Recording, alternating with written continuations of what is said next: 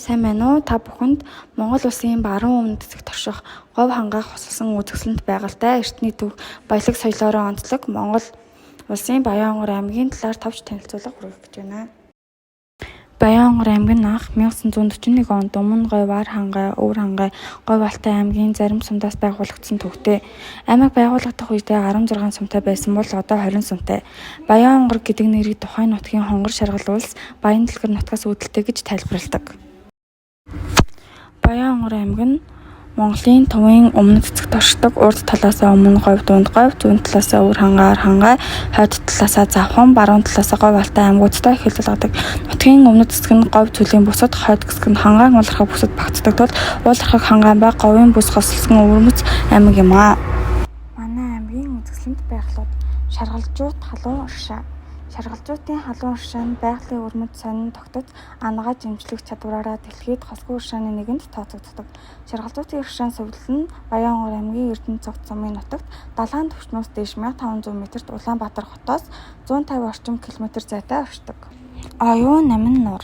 Оюун намин нуур нь Баянгор аймгийн төвөөс ойролцоогоор 120-аас 130 км зайтай бөгөөд Богд сумын нутагт их Богд уулын бэлд байрладаг. 1957 оны 10 дугаар сарын 4-нд Баянгор аймгийн Богд сумын нутагт 12 байлын хүчтэй газар хөдлөлт болсон. Энэ газар хөдлөлтөөр их Богд уулын оройн урж уулын хавцлыг бөглөн голын урсгалыг хааснаар өнөөгийн оюун намин бий болсон. Нуурын ус, уулын мөс, цас, голын усаар тэжээгддэг тул маш тумлаг цэнгийг өнгөн нь оюун намин өнгөөр гялалцдаг. Өөрөөр хэлбэл оюун намин нуур бол Монголын хамгийн сүүлд 20 дугаар зуунд газар хөдлөлтөөс болж үүссэн нуур гэдгээрээ онцлог юм. Бөөн цагаан нуур. Бөөн цагаан нуур нь Баянгор аймгийн Богд жаргаланд Баян Говь сумдын нутаг загт оршдог. Баянгор аймгийн төвөөс баруун урагш 100-аас 110 км зайд байршилна. Алтай нуурын их Богд уулын бэлд Говь хангайн зааг дээр байрладаг томоохон нуур юм. Бөөн цагаан нуур нь Баянгор аймаг дахь нууруудын хүндийн хамгийн том давс нуур. Энэ нуурыг алсаас харахад цагаан өнгөтэй харагддаг учраас Бөөн цагаан нуур хэмээн нэрлэсэн төвтэй. Бөөн цагаан нууранд 96 зүйлийн шувуу давхран цуглардаг дэлхийд гагцсан ховорхон нуур гэдгээрээ алдартай. Монгол улсад урсдаг нийт нууруудын хамгийн том талбайтай нууруудын эхний 10-т ордог. Манай нутгийн төв Алтартан. Чингис хаан болон түүний холбогдох эхнэх түүхэн баримт Ховог угсаа 14-р зуун хүртэлх том мужуудтай холбогддогч өнөөгийн Баянгор аймгаас тодорхой нэг хүн гэж баттай бичигдсэн баримт ховор. Түүхийн ерөнхий үндсэн их сурвалжууд Чингис хааны болон 13-р зууны Монголын байгуулалтын талаар тайлбарладаг.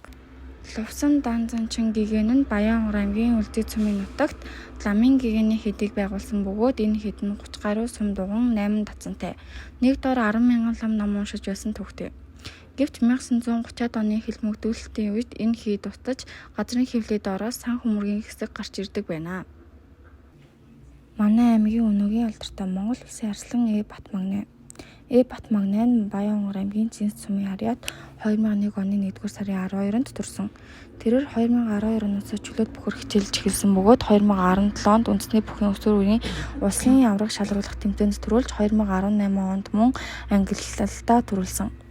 2025 оны үндэсний их баяр наадмын хүчит бүхийн барилдаанд 9-5 төрүүлж улсын арслан цол хүртсэн. Түүний энэ амжилт нь Баянгор аймгаас 72 жилийн дараа наадмын төрөө авраг төрж байгааг илтгэнэ. Магсар Жалмын баяр магнай. 1978 оны 10 дугаар сарын 6-нд Монгол Улсын Баянгор аймагт төрсөн. Монгол Улсын гавьяач жүжигчин, Монгол Улсын хошин урлагт тайд дэлгэцийн эрэгтэй жүжигчин, дуучин, бүжигчин.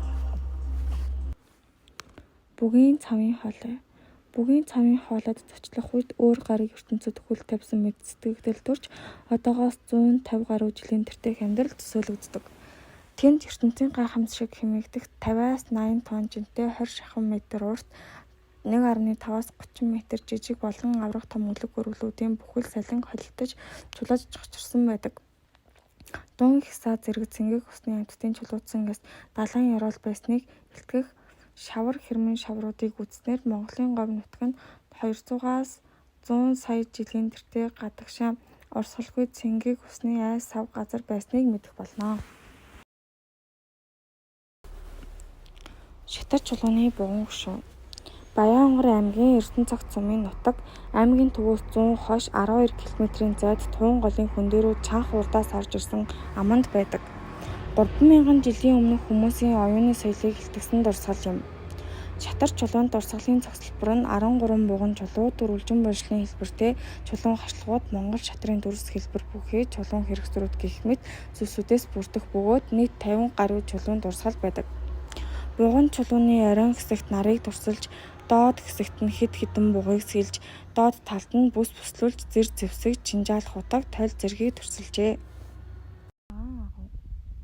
Баянгар аймгийн Баянлаг сумын нутаг их богдын нурууны цагаан ууланд эртний чулуун засгийн үед хүмүүс амьдарч байсан үл мөрийг агуулсан нэгэн сонирхолтой агуу бий. Цагаан агуу нь Баянгар аймгийн Баянлаг сумаас 100 хойд зүгт 40 км зайтай оршдог. Цагаан агуйн шохон чулуулгын гаралтай бөгөөд хоёр дахь тасалгааны адарч шоншны болгын том талс бүхий ургацуудтай. Гэрэл тусахад маш гоёмсгоор гэлтгонон харагддаг байна. Баянгар аймгийн өнөөгийн байдлыг танилцуулъя. Баянгар аймаг нь нийт 88524 хүн амьдарч 27305 өрөг аж төрж байна. Иргэдийн гол амжиргаа нь мал аж ахуй, газар тариалан, жижиг дунд үйлдвэрлэл, үйлчилгээ, уул уурхай юм. Хотод жижиг дунд бизнес хөгжиж байгаа ч эдийн засгийн бүтцийн түлжилт хязгаарлагдмал хэвээр байна. Зам дэд бүтэц сайжирч байгаа ч зарим сумын зам муу хэвээр цахилгаан дулаан усан хангамжийн асуудлууд бүрэн шийдэгдээгүй байна. Баянгарын уламжлалт хоолт хүнсэнд ямааны мах, айраг, тараг, аруул голчлон хэрэгэлдэг. Мөн нутгийн брэнд бүтээгдэхүүн болох Баянгар аруул айраг бий. Аялал жуулчлалын хувьд аймаг эко огтлох цэг, соёлын арга хэмжээ, тэмдэглэлт үйл явдлуудтай бөгөөд хөгжих өндөр боломжтой. Энэ бүгдийг дүгнээд хэлэхэд Баянгар аймаг нь байгаль, соёл, уламжлалаараа баялаг, эдийн засгийн гол салбар нь мал аж ахуй ба аялал жуулчлалын боломж өндөртэй нутаг юм аа. Ингээд Баянгар аймгийн тухай товч танилцуулга маань өндөрлөж байна. Та бүхний сонссон цагт талархлаа илэрхийлье. Төгсгөлд нь энэ 100 өөрийн төрсөн нутаг Баянгар аймгаар аялсан зарим зургуудаа та бүхэнтэй хуваалцаж байна.